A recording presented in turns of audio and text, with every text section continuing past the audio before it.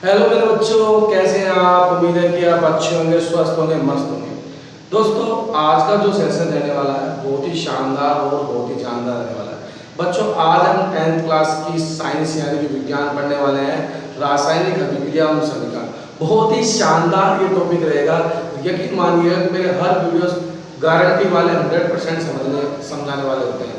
मैं गारंटी के साथ क्लास लेता हूं। तो एक और वीडियो में मैं आपका स्वागत करता हूं। मैं रोहित स्वागत करता हूं आपका लक्ष्य स्टडी क्लासेस में। आपका बहुत बहुत वेलकम है, धन्यवाद। तो आज का जो हमारा चैप्टर बच्चों, रासायनिक अभिक्रिया एवं समीकरण, संपूर्ण अध्याय एक ही वीडियो में पढ़ेंगे। वन शॉट वीडियो रहने वाला है। कैसे हम संतुलित करेंगे अभिक्रियाओं को, पूरी परिभाषा है, बिल्कुल सिस्टमेटिक तरीके से मैं आपको समझाने वाला हूँ। दोस्तों, ये है आपके प्रिय सर यानी कि मैं रोहित सर। और बच्चों, लास्ट में मैंने यही गुजारिश थी, आपको वीडियो अच्छा लगे तो ज़्यादा से ज़्यादा शेयर करना, लाइक करना, और जो दो चैनल से पहली बार जुड़े हैं वो सब्सक्राइब तो कर लेना, जब आपको नोटिफिकेशन मिलेगा जब भी और आप वीडियो वो आप अच्छे से देख पाओ। तो एक बार ये बता दें कि मेरी आवाज़ जो है वो बिल्कुल आप तक पहुँच रही है। प्लीज़ एक बार अगर आपको आवाज़ अगर सही से आ रही है आवाज़, तो आप एक बार यस लिख के भेजें, और अगर आवाज़ आपको मेरी नहीं आ रही तो नो लिख के भेजें। ठीक है, ये चीज़ जरूर बताना, जिससे मेरे को क्लियर हो जाता है कि आवाज़ बहुत सही आ रही है। तो पढ़ते हैं आज के टॉपिक की ओर। रासायनिक अभिक्रिया एवं समीकरण की हम बात करने वाले हैं। वन शॉट वीडियो रहेगा, पूरा वीडियो इसी ही वीडियो के मतलब पूरा खत्म हो जाएगा। चलो अच्छे, रासायनिक अभिक्रिया एवं समीकरण पहला चैप्टर है रासायनिक समीकरण। यहाँ आपको देखा रासायनिक अभिक्रिया की परिभाषा होती है। देखो, बहुत ही आसान व शानदार तरीके से मैं आपको बताऊंगा। रासायनिक अभिक्रिया वे पदार्थ हैं जिनमें दो या दो से अधिक पदार्थ मिलकर नए गुणधर्म वाले, मतलब रासायनिक अभिक्रिया वे पदार्थ हैं जिनमें दो या दो से अधिक पदार्थ मिलकर नए गुणधर्म वाले नए पदार्थ का निर्माण करता है, उसे हम रासायनिक अभिक्रिया कहते हैं। आपके एग्जाम में 10वीं की विज्ञान में आपसे पूछा जाएगा रासायनिक अभिक्रिया किसे कहते हैं। तो बहुत सिंपल से मैंने आपको बताने की कोशिश की है। अब बात करते हैं बच्चों की एग्जाम्पल के बारे में। देखो, यहाँ आपको दे रखा है H2 का मतलब होता है हाइड्रोजन। यहाँ आपको दे रखा है O2 यानी H2 + O2। ये जो इधर है H2 और O2, इसको मिलाकर बनता है H2O यानी कि जल। अगर आपके समझ में नहीं आता है, मैं मुंह से अगर बोल रहा हूँ, तो H2 का मतलब होता है हाइड्रोजन प्लस O2 का मतलब होता है बच्चों ऑक्सीजन। इन दोनों को मिलाकर जो बना वो बना दिया हमारा जल H2O। नेक्स्ट एग्जांपल बच्चों, मैग्नीशियम प्लस O2 ऑक्सीजन बन गया मैग्नीशियम ऑक्साइड। कहने का मतलब जो ये S है इसको अवस्था बोलते हैं, G है ये भी अवस्था है, हालांकि S का मतलब सॉलिड और G का मतलब गैस। Mg + O2 जब मिलते हैं तो मैग्नीशियम ऑक्साइड बनाते हैं। देखो, Mg का मतलब ये Mg का मतलब मैग्नीशियम और O2 का मतलब ऑक्सीजन, दोनों को जब प्लस किया मैग्नीशियम ऑक्साइड बन गए। अब देखो, नोट, रासायनिक अभिक्रिया को भौतिक विधियों से पलट नहीं सकते। क्या बच्चों, रासायनिक जो अभिक्रिया है उसको हम भौतिक विधियों से पलट नहीं सकते। कैसे नहीं पलट सकते? वाष्पीकरण द्वारा, ऊर्ध्वपातन द्वारा, और यह है उदप्तीकरण। ये उदप्तीकरण क्या है? तो मेरी बात आपको समझ में आ गई होगी। ये मैंने आपको सही तरीके से बताया, इसका स्क्रीनशॉट ले लेना या फिर आप वीडियो को लो।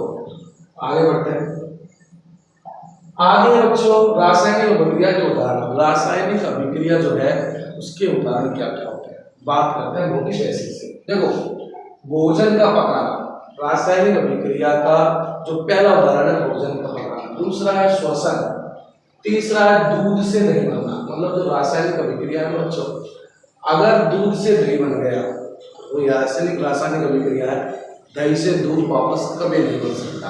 एक बार भोजन पक गया कच्चा वाला तो दोबारा वो कच्चा नहीं बन सकता। एक बार जो हमने श्वसन ली और तो ऑक्सीजन तो कार्बन डाइऑक्साइड हमारा निकलेगी वापस, और तो नहीं बन सकती। दूसरा है मैग्नीशियम विबंध को वायु में जलाने पर मैग्नीशियम ऑक्साइड का बनना। कहने का तात्पर्य है रासायनिक अभिक्रिया वो होती है जो एक बार हमने जिस चीज का इस्तेमाल कर लिया वापस वो अपनी पूरी अवस्था में नहीं आ सकता। आगे, रासायनिक अभिक्रिया में दौरान होने वाले परिवर्तन कौन कौन से होते हैं, मतलब जो रासायनिक अभिक्रिया है उसमें कौन कौन से परिवर्तन आपको देखने को मिलेंगे। पहला, अवस्था में परिवर्तन हो जाएगा। देखो, दूध से दही बना, तो वो दूध था, बाद में वो दही बन गया, तो वो खट्टा पदार्थ हो गया। दूसरी बार दही से दूध कभी नहीं बनेगा। एक बार जो परिवर्तन हो गया उसमें वापस अपनी अवस्था में नहीं आएगा। रंग में परिवर्तन, तापमान में परिवर्तन और गैस का अवशोषण, ये चार आपके परिवर्तन आपको देखने को मिलेंगे। चलो, अभिकारक किसे कहते हैं? देखो हम बात करेंगे अभिकारक। अब आपसे पहला सवाल ये कि अभिकारक हम किसे कहते हैं? अभिकारक वे पदार्थ होते हैं जो रासायनिक अभिक्रिया में भाग लेते हैं। क्या? अभिकारक वे पदार्थ होते हैं जो रासायनिक अभिक्रिया में भाग लेते हैं, उन्हें हम क्या कहते हैं? अभिकारक कहते हैं। ये आपके एग्जाम में 1 नंबर या 2 नंबर का परिभाषा पूछी जा सकती है। नेक्स्ट, उत्पाद। उत्पाद किसे कहते हैं?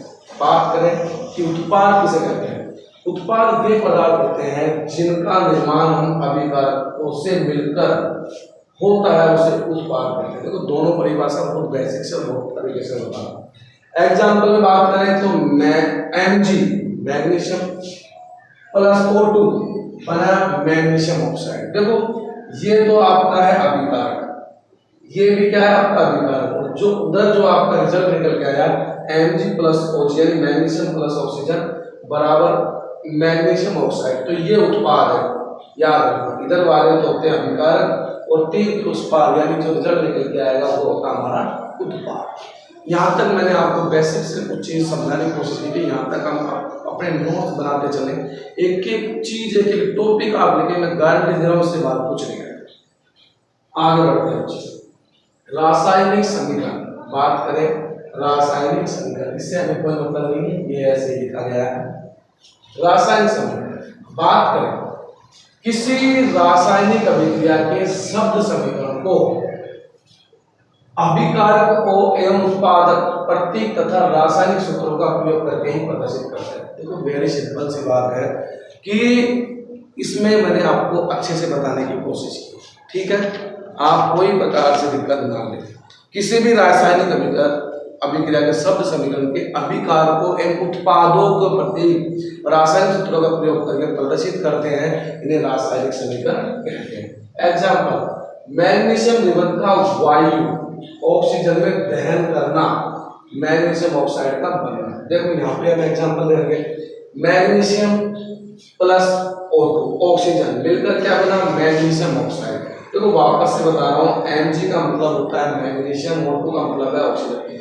ये दोनों आपके अभिकारक है और जो रिजल्ट निकल के आया मैग्नीशियम ऑक्साइड के आपके क्या है? आपके उत्पाद है। क्या बच्चों? उत्पाद। तो S क्या होता है? ये सॉलिड यानी ठोस, और G क्या होता है? गैस। तो मैंने बहुत ही एक एक चीज बारीकाई से आपको समझाने की कोशिश की है जिससे कि आपको कहीं भी कंफ्यूजन ना हो कि ये S क्या है, G क्या है, Mg क्या है, O2 क्या है, H2 क्या है, पूरी चीज में बेसिक से लेके चल रहा हूँ, किसी भी तरीके की आपको दिक्कत नहीं। चलो आगे चलते हैं। अब देखो निम्न रासायनिक समीकरणों को संतुलित करना। अब यहाँ पर कुछ रासायनिक समीकरण दिए हुए हैं, उनको हमें संतुलित करना है और हम बारीकाई से उसको संतुलित करेंगे। देखो सबसे पहले यहाँ दे रखा है HO3 plus CaO2 OH CaNO3 plus H2, ये आपको दिया हुआ है। ये एक आपका रासायनिक समीकरण है, इसको हम संतुलित कैसे करेंगे?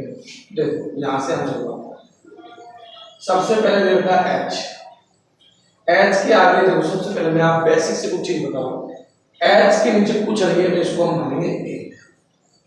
यहाँ दे रखा आपका N, यहाँ पर कुछ नहीं दे रखा है तो इसको भी 1 मानेंगे। O दे रखा है, O का मतलब ऑक्सीजन, इसका कुछ नहीं दे रखा है तो ये इसके नीचे 3।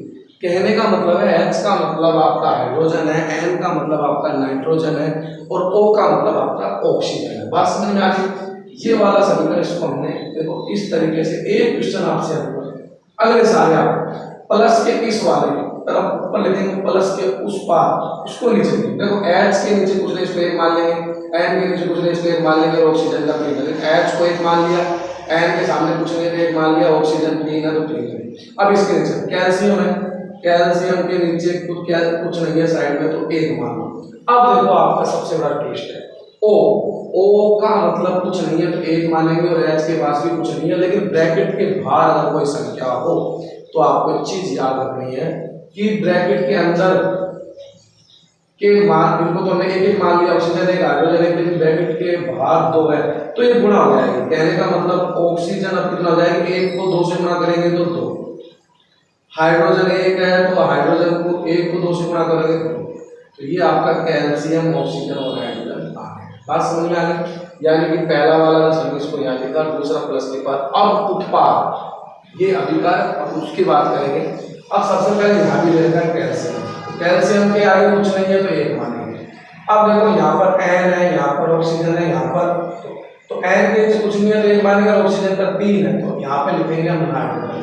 अब नाइट्रोजन के एक मान लिया, लेकिन एक के बाहर ब्रैकेट के बाहर दो है तो गुना करना है यार, तो यहाँ पे कुछ नहीं है, एक को दो से गुना किया, यहाँ लिख दिया ऑक्सीजन, ऑक्सीजन तीन है, तीन को दो से गुणा किया तो छह, यानी कैल्शियम नाइट्रोजन और हमने ऑक्सीजन लिख दिया। फिर प्लस के उस पार नीचे लिखेंगे तो हाइड्रोजन कितना दे रखा है ऑप्शन, हाइड्रोजन दो दे रखा है, ऑक्सीजन कुछ नहीं है तो क्या मान लेंगे उसको एक। यहाँ तक मेरी बात आपको सही से समझ में आ गई भाई। यहाँ पर हाइड्रोजन दो दे रखा है, ऑक्सीजन के सामने आगे में कुछ नहीं है तो उसको क्या मानेंगे, एक मानेंगे। अब इसको हम संतुलित करेंगे। देखो यहाँ हाइड्रोजन एक है, उस वाले पार यानी कि तीर के निशान के उस पार इस पार को संतुलित करना है। जितने इधर हो, मान लो कि हाइड्रोजन एक है तो उधर भी हाइड्रोजन एक हो, इधर ऑक्सीजन तीन है तो ऑक्सीजन उधर भी तीन हो, इधर अगर ऑक्सीजन उधर है तो मिलकर देखो यहाँ पर हाइड्रोजन देखना है। सबसे पहले हम हाइड्रोजन देखें, देखो हाइड्रोजन एक और हाइड्रोजन इन दोनों में एक और दो तीन, और इधर कितने हैं दो, इधर हाइड्रोजन दो है तो क्या करना पड़ेगा, हमको ऐसी संख्या से गुणा करना पड़ेगा जो इधर भी सेम संख्या और इधर भी सेम संख्या। तो हमको क्या करना पड़ेगा, इधर भी हमको क्या करते हैं दो से गुणा करते हैं, और इधर भी हम क्या करते हैं दो से गुणा करते हैं। अब देखो दो है, हाइड्रोजन एक है, दो को एक से गुणा करेंगे तो क्या आ जाएगा, दो आ जाएगा। दो को एन यानी नाइट्रोजन एक से गुणा करोगे तो क्या आएगा, दो आएगा। दो को तीन से गुणा करोगे, दो को इससे गुणा करना है तो आ गया छह। अब क्या करना है अपन को, इधर भी करना है, दो को दो से गुणा करोगे चार, दो को एक से गुणा करोगे दो, देखो आपका संतुलित तब हो जाएगा। देखो यहाँ हाइड्रोजन दो, हाइड्रोजन दो, चार हो गए। देखो आपका एक तो ये हाइड्रोजन, देखो मैं अब आपको सबसे समझाने की कोशिश करता हूँ। हाइड्रोजन दो और दो चार, तो मैं यहाँ लिख देता हूँ हाइड्रोजन चार हो गए, उधर भी हमको चार चाहिए, कितने चाहिए चार। तो देखो हाइड्रोजन चार है इधर भी, तो मैंने हाइड्रोजन चार लिखे। अब बाहर वाला देखेंगे, अंदर देख लो बाहर, एक बार तो दो यहाँ से बाहर ले लिया, दो यहाँ से लगे चार, इधर हाइड्रोजन चार हो गए, तो हाइड्रोजन इधर भी संतुलित करो इधर। अब नाइट्रोजन इधर दो है और बाकी इधर नाइट्रोजन नहीं है, तो नाइट्रोजन दो है तो मैंने यहाँ नाइट्रोजन दो लिख दिया और नाइट्रोजन यहाँ नहीं है, तो नाइट्रोजन इधर भी नाइट्रोजन, नाइट्रोजन सिर्फ ये रहा नाइट्रोजन, तो नाइट्रोजन भी मैंने दो कर दिया। अब क्या है आपका ऑक्सीजन, ऑक्सीजन कितना है इधर छह और दो आठ, देखो छह और दो आठ, तो ऑक्सीजन इधर कितना है आठ, तो उधर भी ऑक्सीजन कितना होना है आठ। देखो ऑक्सीजन छह, ये छह हो गया और दो आठ, तो ऑक्सीजन इधर भी आठ हो गया। बात समझ में आ गई। कैल्शियम इधर एक है तो देखो इधर भी कैल्शियम एक है, बाकी आपका संतुलित हो गया। देखो इधर भी कैल्शियम एक, बाकी आपके संतुलित हो गए, ये वाला हो जाएगा, ये वाला हो जाएगा। कहने का मतलब एक तो हमने लास्ट वाले में संतुलित करना है तो इसके आगे हमको दो लगाना है। बात समझ में आई। एक हमने शुरू वाले में यानी इसमें लगाया था तो इसके आगे भी हमको दो लगाना है। ये आपका संतुलित हो गया। यहाँ हो गया दो HN3, यहाँ हो गया वो वाला, ये आपका संतुलित हो गया। उम्मीद है कि आपको समझ में आ गए होंगे। यानी कि ये वाली लाइन यानी कि उधर के और उधर को दोनों के बराबर हाइड्रोजन हो, बराबर ऑक्सीजन हो, बराबर सारा सब कुछ बराबर, तो यहाँ आप दो लिख लेंगे और उधर भी, क्योंकि हमने पहले वाले नंबर में लगाया था, ये पहले नंबर का था, ये चौथे, ये पहले नंबर का यहाँ लिखा, दूसरे नंबर का यहाँ लिखा, तीसरे नंबर का यहाँ, चौथे नंबर का यहाँ। पहले में हमने गुणा किया था, दूसरे में गुणा किया था, दो से तो हमने कर दिया। अब आपके सारे क्वेश्चन नंबर में आने लग जाएंगे, कोई दिक्कत नहीं। चलो अब यहाँ दे रखा है तो वापस से हमको थोड़ा सा सेट कर लेते हैं बढ़िया तरीके से। देखो आंसर करेंगे यहाँ पर, सबसे पहले आपका क्या दे रखा है, यहाँ पर एन दे रखा है। एन का मतलब होता है सोडियम। क्या होता है बच्चों, सोडियम। यहाँ पर हमने लिख दिया एन ए, कुछ नहीं दे रखा है एन ए के आगे तो इसको एक मान लेंगे, एक मान। फिर ऑक्सीजन कुछ नहीं दे रखा है तो एक मान लेंगे, और हाइड्रोजन भी कुछ नहीं दे रखा है तो एक मान लेंगे। ये आपका पहला वाला हो गया, बात को समझने की कोशिश करना। फिर दूसरा H के नीचे दो है तो हाइड्रोजन कितना हो गया बच्चों, दो। फिर क्या है सल्फर, सल्फर आपका कुछ नहीं दे रखा है तो कितना दे मानोगे 1, और ऑक्सीजन के नीचे क्या दे रखा है 4, मतलब जिसके आगे कुछ नहीं है उसके आगे 1 मानेंगे, तो बाकी ऐसे कैसे करेंगे, क्योंकि हाइड्रोजन 2 था तो 2, सल्फर 1 और ऑक्सीजन 4। ये चीज मैंने आपको समझाया। अब उस पर यहाँ पर आपका सोडियम है, वापस का सोडियम कितना दे रखा है 2, देखो Na सोडियम 2 लिखो, सल्फर कुछ नहीं दे रखा है सल्फर के आगे 1, और ऑक्सीजन कितना दे रखा है 4, और 4। अब आपके हर चीज बहुत बारीकाई से समझ में आने लगेगी। प्लस के उस पर हाइड्रोजन दे रखा है आपका 2 और ऑक्सीजन के आगे कुछ नहीं है तो 1, बात समझ में आ गई होगी मेरी। ये आपने सेट कर लिया, पहला नंबर का यहाँ, दूसरे का यहाँ, तीसरे का यहाँ, चौथे का यहाँ। इस तरीके से आपको बिल्कुल क्लियर करना है, कोई दिक्कत वाली बात नहीं है, सब चीज आपको बहुत बारीकाई से मैं समझाने की कोशिश कर रहा हूँ, ठीक है। अब इनको हमको संतुलित करना है। देखो सबसे पहले हमें गोल ये बनवाना है बच्चों कि देखो यहाँ पर जो सोडियम है वो 1 है, इस वाले लाइन में सोडियम 1 है, बात समझ में आई। लेकिन इधर यानी कि इस प्रकार से आपको इधर वाले उधर वाले को बराबर करना है। अब देखो बात को समझो, यहाँ पर जो सोडियम है वो 2 है, संतुलित तो नहीं है, बात को समझे, संतुलित तो नहीं है। दूसरी बात देखो यहाँ ऑक्सीजन 1 और ऑक्सीजन यहाँ पर 1 है, ऑक्सीजन 4, 5 हो गए। यहाँ पर ऑक्सीजन 4 और ऑक्सीजन 1, 5, ये तो क्लियर है। यहाँ हाइड्रोजन 2 है, यहाँ हाइड्रोजन 2 है, तो यहाँ भी सही है। लेकिन यहाँ 2 और 1 3, यहाँ पर 1 और 2 3 हाइड्रोजन, वहाँ पर 2 है, तो अब हमको संतुलित करना पड़ेगा कि यहाँ तो मामला गड़बड़ आ गया। तो अब हमको क्या करना पड़ेगा, एक तो यहाँ पर 2 है तो यहाँ पर हम यहाँ को हम 2 से गुणा कर देते हैं, और यहाँ पे 2 से, देखो 2 को 1 से गुणा किया कितना आया, 2 को 1 से गुणा किया 2 आया, 2 को 1 से गुणा किया इसमें सब में 2 आ गया। भाई जिसमें हमने लिखा था उसी गुणा करना, 2 को 2 से गुणा किया देखो 4 आया, 2 को 1 से गुणा किया 2 आया। अब देखो हम संतुलित करते हैं। अब यहाँ नाइट्रोजन 2, देखो नाइट्रोजन 2, बात समझ में आ गई, यहाँ भी नाइट्रोजन 2, वहाँ भी नाइट्रोजन 2, यहाँ ऑक्सीजन 2 और ऑक्सीजन 4, तो 2 और 4 यानी 4 और 2 6 हो गए, तो इधर भी कितने होंगे 2 और 4 6, ये भी संतुलित, ये भी संतुलित, बात समझ में आ गई, ठीक है। फिर क्या बचा यहाँ पर हाइड्रोजन, देखो यहाँ पर हाइड्रोजन 2 और हाइड्रोजन 2 4 हो गए, हाइड्रोजन यहाँ पर 4 और कुछ गड़बड़ तो नहीं है, इधर हाइड्रोजन 2, इधर हाइड्रोजन 2 4 और यहाँ पर हाइड्रोजन 4, इधर भी 4 उधर भी 4, समझ गए बात को। क्या बचा सल्फर 1, सल्फर हो गया संतुलित। एक तो हमने यहाँ 2 लिखा है लास्ट वाले में, तो हमको यहाँ 2 लिखना पड़ेगा और पेन का थोड़ा सा चेंज करना, यहाँ हमने 2 लिखा है और एक पहले नंबर पे 2 लिखा है, यानी कि आपको जितनी यहाँ संख्या है उधर ही उस बार आपको संख्या संतुलित करनी पड़ेगी, तब तो आपका आंसर बिल्कुल बच्चों ठीक हो जाएगा। बात समझ में आ गई, आएगी क्यों नहीं, 100% समझ में आएगी, टेंशन वाली बात है। स्क्रीनशॉट ले लेना, वीडियो को रोक लेना, जैसे आपको अच्छा लगे वैसे आप कर लेना। उम्मीद समझ में आ रहा है कि नहीं आ रहा है, बता दो पक्का आ रहा है हम, चलो चलो। अब देखो NaCl, आपको यहाँ पर NaCl मिलेगा। सबसे पहले हम शुरुआत करते हैं Na, थोड़ा सा पेन का कलर जो है वो Na कुछ नहीं दे रखा तो ये कैल्शियम कुछ नहीं दे रखा तो ये, बात समझ गए आप, इसमें 2 दे रखा। Ag कुछ नहीं है तो 1, नाइट्रोजन कुछ नहीं है तो 1, ऑक्सीजन कितना दे रखा है 3। अब आपको मुझे ज्यादा समझाने की जरूरत नहीं, अब मुझे आपको ज्यादा समझाने की जरूरत नहीं पड़ेगी। भाई Na का मतलब सोडियम हो गया, Cl का मतलब क्लोरीन हो गया, और Ag का मतलब सिल्वर हो गया, Ag सिल्वर हो गया, इधर क्या हो गया क्लोरीन हो गया, उधर क्या हो गया सोडियम, ठीक है। सब चीज मैं आपको बारीकाई से समझाऊंगा। अब इधर आ जाओ, Ag का भाई एडवांस में नहीं करते हैं, Ag ले लिया, Ag के आगे कुछ नहीं है तो 1, क्लोरीन के आगे कुछ नहीं है तो 1, ये हो गई। उधर सोडियम कितना है नहीं दे रखा है कुछ भी तो 1, नाइट्रोजन कुछ नहीं है तो 1, और ऑक्सीजन कितना है 3, ये हो गई। कोई दिक्कत है नहीं।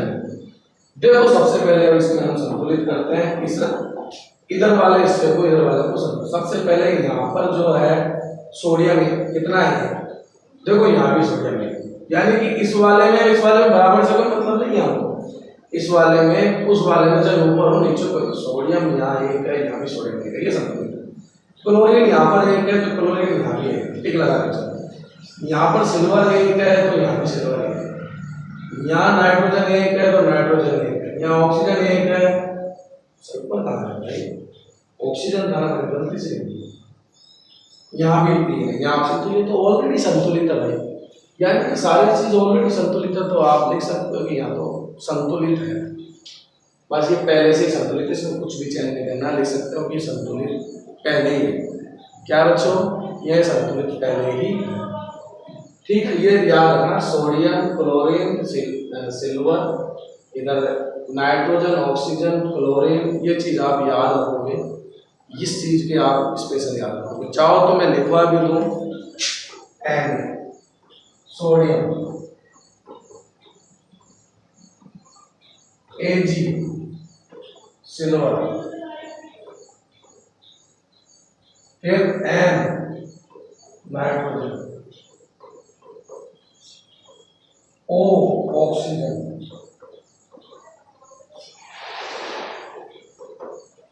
ये चीज भाई आप याद रखेंगे, बिल्कुल किसी तरीके से कोई दिक्कत नहीं आएगी, ठीक है। और Cl नहीं पाएगा नहीं, तो Cl का मतलब टुकड़ा हो गया, ठीक है भाई। एनीबॉडी को दिक्कत? नो नो नो, गारंटी के वीडियो रहते हैं बच्चों, बस पढ़ने की कोशिश करना, एक एक वीडियो आपको तरीके से समझाने वाला। चलो आगे चलते हैं। अगला है आपका बेरिलियम। यहाँ जो बेरिलियम है वो कुछ नहीं दे रखा है, तो एक मानेंगे। क्लोरीन कुछ कितना दे रखा है, 2।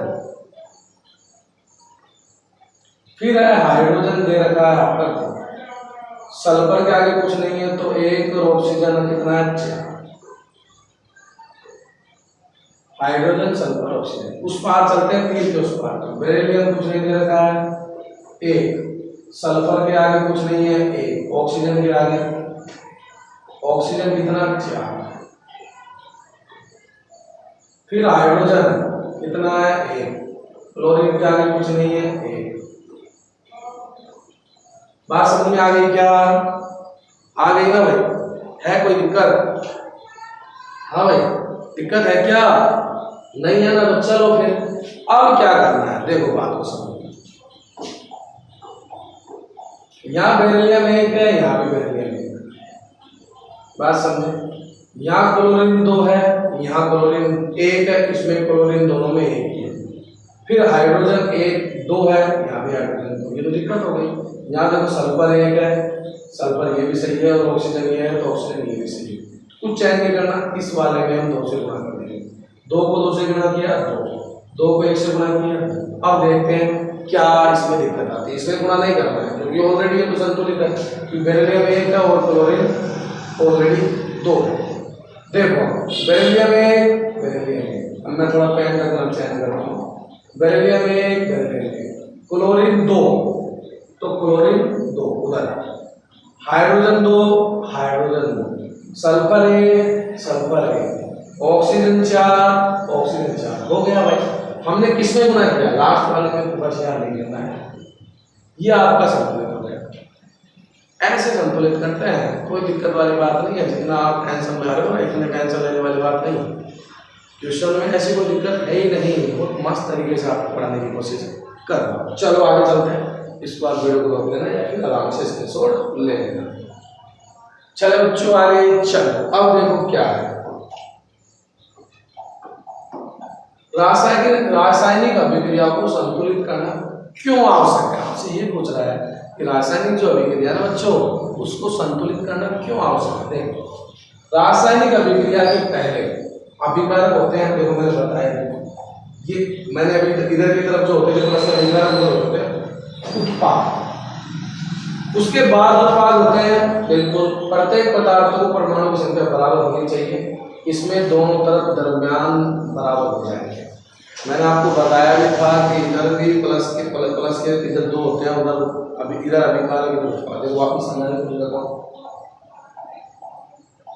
देखो ये दे रखे हैं मैग्नीशियम और इधर दे रखा है ऑक्सीजन, तो ये दोनों तो अभिकारक है, लेकिन जो इन दोनों को मिलाकर रिजल्ट निकल गया है वो क्या है, आपके उत्पाद। यही चीज मैंने आपको समझाने की कोशिश की।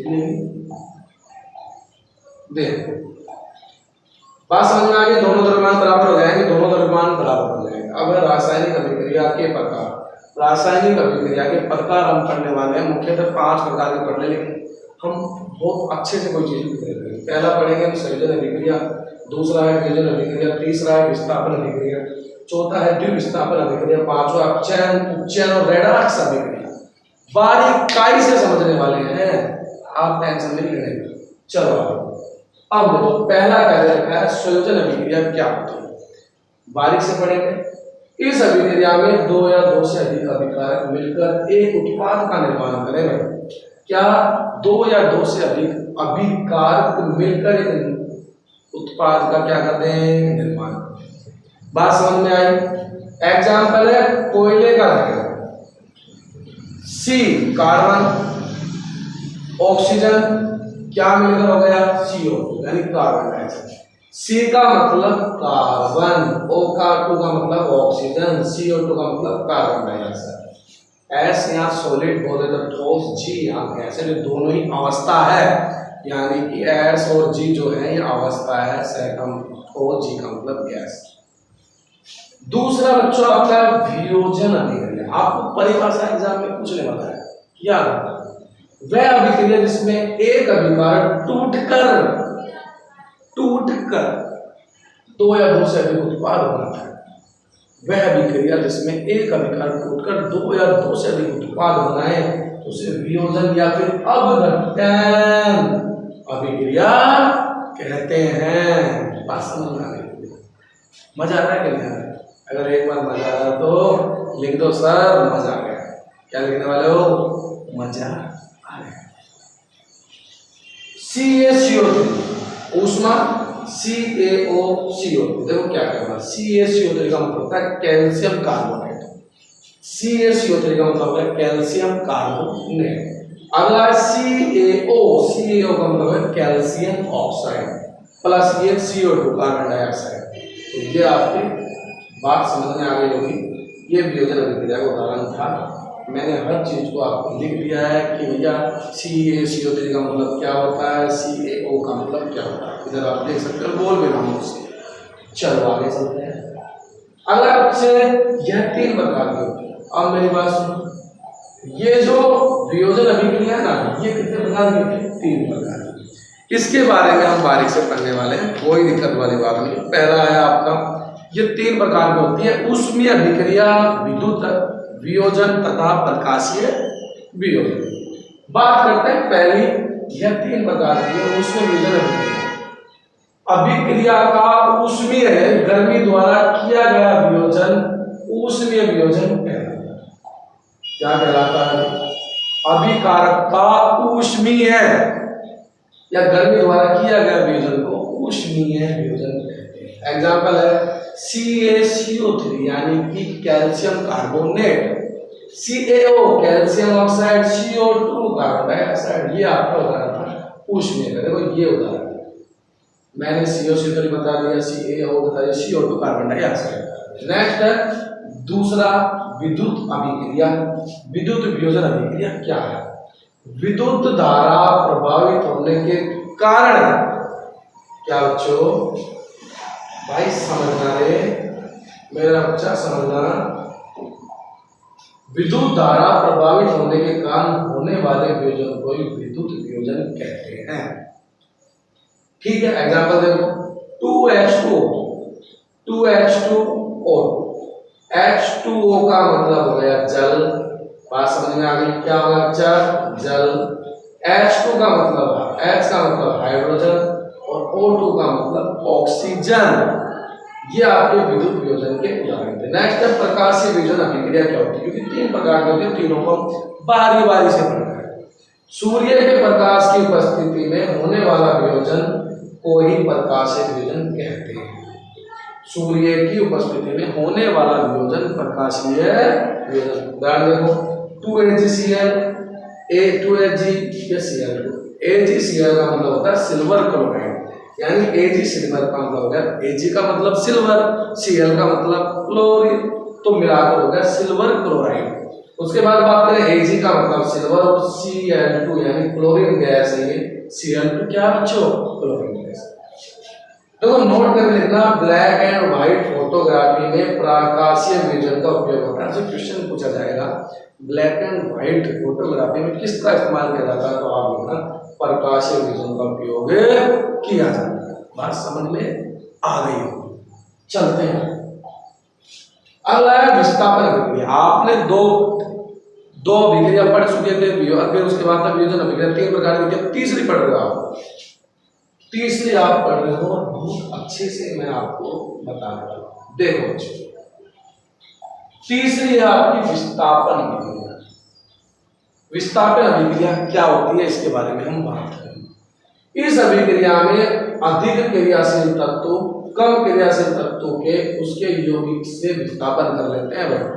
वापस रिपीट कर रहा हूं, इस अभिक्रिया में अधिक क्रियाशील तत्व कम क्रियाशील तत्व उसके यौगिक से विस्थापन कर लेते हैं। उदाहरण है आपका Fe का मतलब होता है लोहा, अधिक क्रियाशील तत्व। CuSO4 कार्पेट सल्फेट, ये कम क्रियाशील होता है, ये अधिक है कम। Fe का मतलब लोहा, CuSO4 कॉपर सल्फेट, FeSO4 लोहा सल्फेट, ये अधिक क्रियाशील है, लिक्विड का कम क्रियाशील। Cu कॉपर कम क्रियाशील होता है। बात करें कि Fe है, इसलिए FeCO को उसके यौगिक से विस्थापित कर देता है। अगली आपकी जो अभिक्रिया है वह द्विविस्थापन अभिक्रिया। इस अभिक्रिया में 2 बार विस्थापन होता है। कितनी बार होता है? 2 बार, अर्थात उसे द्विविस्थापन अभिक्रिया कहते हैं। एग्जांपल से समझते हैं। NO2SO4 sodium sulphate, NO2SO4 sodium sulphate, sodium, iron plus sulphate, iron से हम करते हैं। नेक्स्ट है BaCl2 बेरिलियम क्लोराइड, जिसको beryllium plus iron plus chloride iron. बात समझिए, BaSO4 beryllium sulphate, beryllium iron plus sulphate, अलग अलग कर दिए। 2NaCl सोडियम क्लोराइड, यानी सोडियम आयरन प्लस क्लोराइड।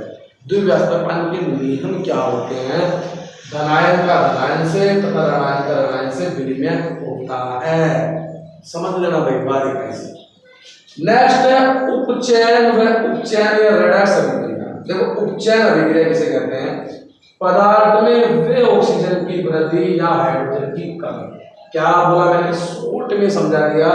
पदार्थ में ऑक्सीजन की तो वृद्धि और हाइड्रोजन की कमी क्या कहलाएगा? उपचयन। अब बात करें किसकी भाई? अपचयन। किसकी बात करें? अपचयन की।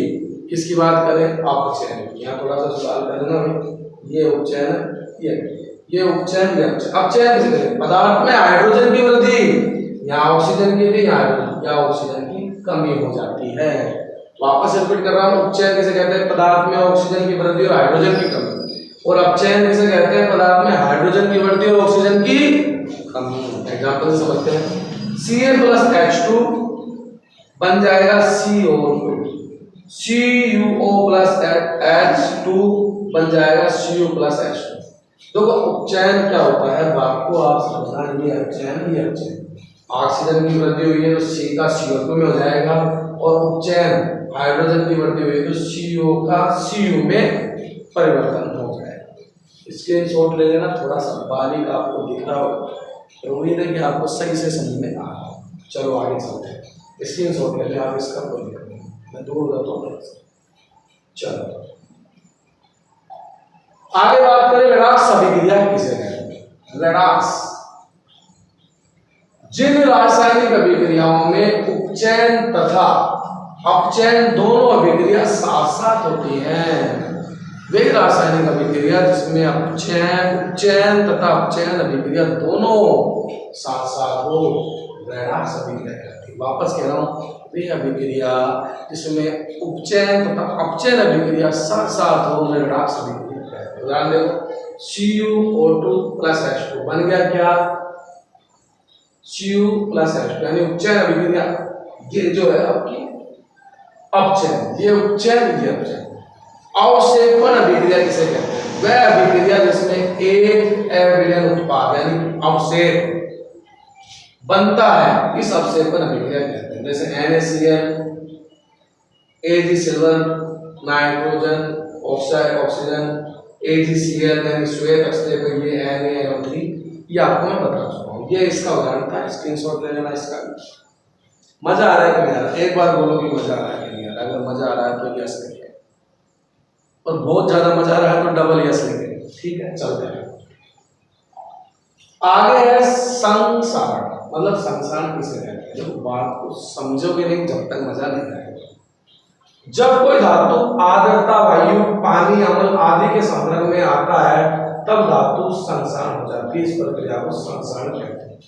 देखो क्या इसने समझाया, वो चीज मैं आपको समझाने वाला हूं कि जब कोई धातु, क्या भाई, जब कोई धातु आर्द्रता, वायु, पानी, अम्ल आदि के संपर्क में आता है तो तब धातु संसार हो जाती है। इस प्रक्रिया को हम परिभाषा आपको याद करते हैं।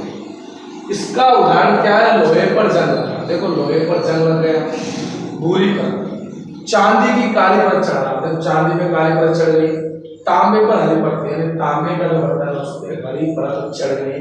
पहला है लोहे पर जंग लग जाएगा, दूसरा है चांदी की जो चीज बस वो है उस पर वो काली हो जाएगी, और तांबे की जो है तीसरा वो हरी हो जाएगी, उसकी जो परत है हो जाएगी। संसारण को रोकने के उपाय क्या है? भाई ये तो आपके हो गए एग्जाम्पल, आप इसको कैसे रोका जा सकता है? पहला, धातु की सतह पर पेंट या वार्निश की पतली परत चढ़ा दे। भाई जो धातु की जो सतह है उसमें पेंट कर दे या वार्निश कर दे जिससे पतली परत चढ़ जाए। दूसरा है आपका मशीन के पुर्जों पर तेल अथवा ग्रीस लगा दे। जो मशीन का पुर्जा है उसके जंग ना लगे, उस पर तेल लगा दे, ग्रीस लगा दे जिससे उस पर जंग न लगे।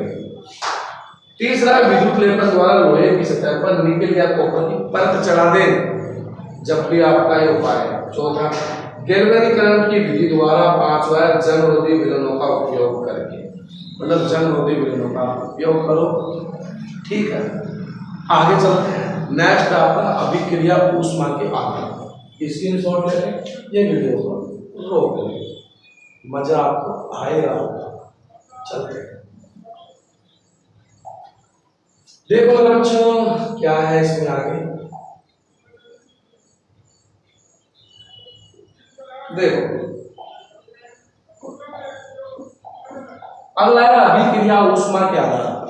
अभिक्रिया ऊष्मा के आधार पर इन्हें दो भागों में वर्गीकृत किया गया। पहला ऊष्मा शेपी, दूसरा ऊष्मा शोषी। अब ऊष्मा शेपी क्या होती है? वह अभिक्रिया जिसमें उत्पाद के साथ ऊष्मा का उत्सर्जन होता है। वह अभिक्रिया जिसमें उत्पाद के साथ ऊष्मा का उत्सर्जन होता है, जिसमें अभिक्रिया का मिश्रण का तापमान बढ़ जाता है, उसे ऊष्मा शेपी अभिक्रिया कहते हैं। भाई परिभाषा याद कर लेना। उदाहरण है CH4 प्लस 2O2 बराबर बन गया 2H2 प्लस ऊष्मा। बात समझ में आ गई? ठीक है, CH या मीथेन है, याद रखना चाहिए। आगे है दूसरा ऊष्मा शोषी अभिक्रिया। वह अभिक्रिया जिसमें ऊष्मा का अवशोषण होता है, जिससे अभिक्रिया में मिश्रण का तापमान घट जाता है। देखो यहाँ तो क्या था भैया, बढ़ जाता तापमान। ऊष्मा शेपी में तो तापमान बढ़ जाता है, ऊष्मा शोषी में तापमान घट जाता है, उसे ऊष्मा शोषी अभिक्रिया कहते हैं। एग्जाम्पल है 2AgCl, सोडियम का प्रकाश 2AgCl। Ag का मतलब सिल्वर, Cl का मतलब क्लोरीन। और ठीक है, आगे चलते हैं, इसके आगे चलो। अगला है विकृत गंधिता। विकृत गंधिता क्या होती है? वसा तथा तेलों को लंबे समय तक वायु ऑक्सीजन की उपस्थिति में खुला रखने पर उनका ऑक्सीकरण होकर स्वाद तथा गंध बदल जाती है। इसे हम क्या कहते हैं? विकृत गंधिता कहते हैं। वापस से मैं आपको समझा दूं कि वही वसा तथा तेलों लंबे समय तक वायु ऑक्सीजन की उपस्थिति में खुला रख दिया, ऑक्सीकरण होकर स्वाद गंध में बदल जाती है, स्वाद तथा गंध बदल जाती है, इसे गंधित कहते हैं। विकृत गंधिता रोकने का उपाय क्या है उसके बारे में हम बात करेंगे, कैसे हम इनको रोक सकते हैं। देखो पहला है प्रति ऑक्सीकरण पदार्थ बनाना। देखो इसको जो हम रोकेंगे ना, वो प्रति जो ऑक्सीकार पदार्थ है उनको मिलाकर हम रोक सकते हैं या। दूसरा है खाद्य पदार्थों को वायुरोधी पात्रों में सीलबंद करते हैं। मतलब जो खाद्य पदार्थ है ना, उनको वायुरोधी पात्रों से सीलबंद करते हैं। क्या करते हैं बच्चों? सीलबंद करते हैं। बात समझे मेरी। जो खाद्य पदार्थ है ना, उनको वायु रोधी पात्र उसके अंदर सील बंद कर दें, जिससे कि क्या है कि आपका जो विकल्प करता है वो रोकी जा सकती है। रोकी जा सकती है कि रोकी जा सकती है? पहले आप बताओ कि ये वीडियो आपको कैसा लगा, मजा आ रहा है नहीं आ रहा है? एक बार बता दो जल्दी से, लाइक कर दो अगर आपको वीडियो अगर सच में अच्छा लगता है। नहीं लग रहा है क्या बताओ? आपके लिए इतने शानदार तरीके से पीपीटी बना के लाया, मतलब इतने शानदार एनिमेशन से, बिल्कुल शानदार कलर, बिल्कुल मस्त क्वालिटी के साथ में लेके आया हूँ। हर वीडियो आपको इस लक्ष्य स्टडी क्लासेस पे मिलेगी। 8th क्लास हो चाहे 10वीं हो, साइंस मैथ सब कुछ आपको मिल रहा है। कितने लोगों ने लाइक किया? अपना नाम लिख के भेजो आप कहाँ से हो। मैं आपके दौसा डिस्ट्रिक्ट के लालसोट तहसील से राजौरी रोड से हूँ। आप लालसोट में कहाँ से हो? जयपुर वाले, गंगापुर वाले, माधापुर वाले? जयपुर से कितने हैं? दौसा से कितने हैं? और लालसोट क्षेत्र के आसपास से कितने लोग हैं जो ये वीडियो देख रहे हैं? मैं लालसोट बस स्टैंड के पास राजौरी रोड, नाम है मेरा रोहित सर। बिल्कुल। कितने लोग कहाँ से कहाँ देख रहे हैं? लालसोट राजस्थान के किस हिस्से से वीडियो देखी जा रही है?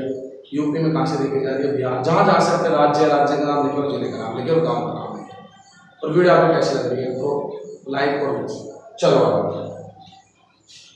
तीसरा शीतलन यानी रेफ्रिजरेशन द्वारा, मतलब आप रेफ्रिजरेटर में रखकर, मतलब फ्रिज में रखकर आप जो विभिन्न विविधता उसको रोक सकते हैं। चौथा है निष्क्रिय गैस NO2 के वातावरण में, NO2 के वातावरण में हो